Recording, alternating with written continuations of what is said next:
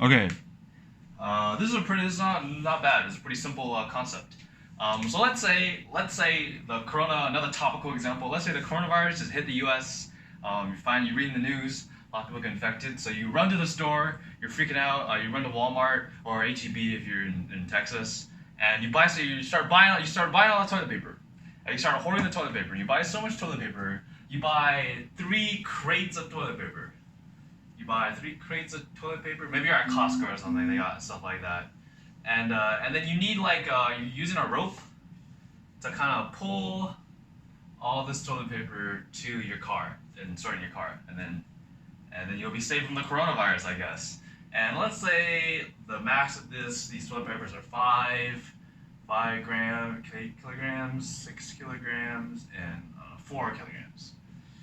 And let's say that you're pulling on your crate of toilet paper with force of, I don't know where and a force of 30 newtons.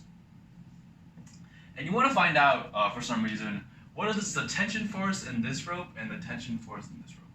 And how do we do that?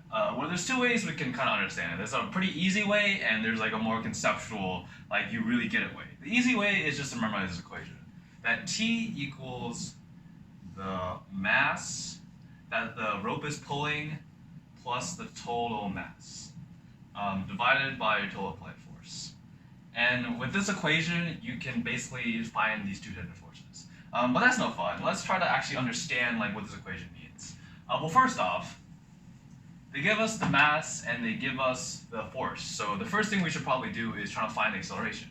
And to find the acceleration of this total system, all we have to do is add up all the masses and divide it by the total force, because it's with the net properties. So we know the total force is 30, and the total mass is 5 plus 6 plus 4, which is 15. So the acceleration, A, is 2. And after we found the acceleration, then we can kind of find the force applied to each of these individual boxes.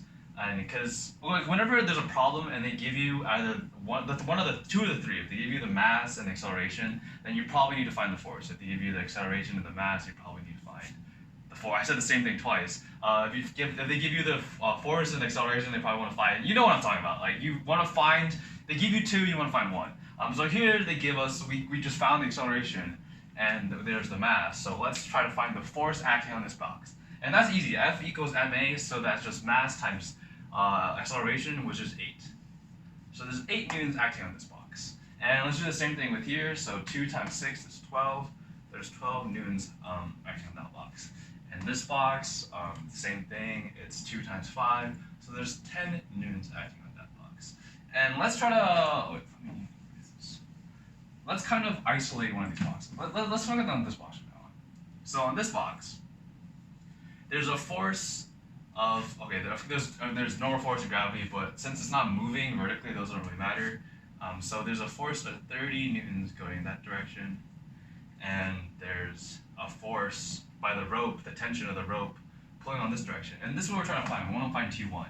And we know that the total force acting on this box is 8 newtons. So what's kind of the logical thing to do here? There's one force acting in this direction, and there's one force acting in this direction, and there's kind of like a force that kind of comes from these 2. And since this is moving in like this direction, the positive direction we're saying, and this is moving in the negative direction, then we can kind of tell that this is subtracting from this. And from that we can kind of see that the T1 equals 30 minus 8, which is 22. So there's a force of 22 newtons acting from T1. And you can kind of see this if you really think about it, because there's 30 newtons that direction, 22 newtons that direction, 30 minus 22 is 8, then you get the total force, because it's F net that's acting on this box. And yeah, so we found the T1.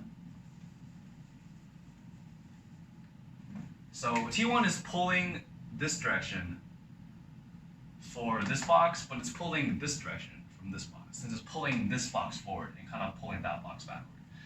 So the force acting in this direction of this box would be 22.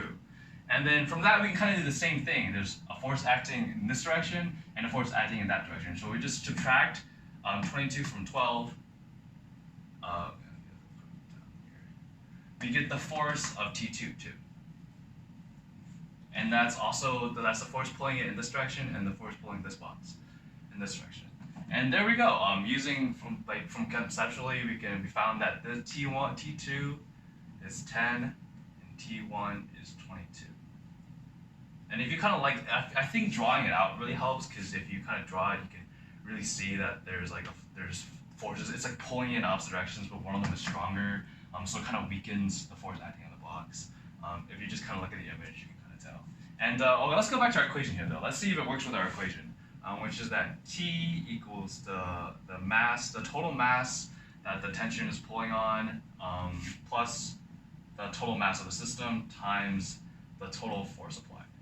So with this box, it's just pulling this box forward. So the total mass is 5, and the combined masses of everything is 15. So 15, and then the total force is 30. So 5 divided by 15. You can just cancel these out. 2 and then T equals 10. Wow, that worked. We got this. Oh, this is T2. T2 is 10. So we got the same answer using both of our methods, kind of doing it conceptually and doing it with the equation. And what about T1? What about T1 over here?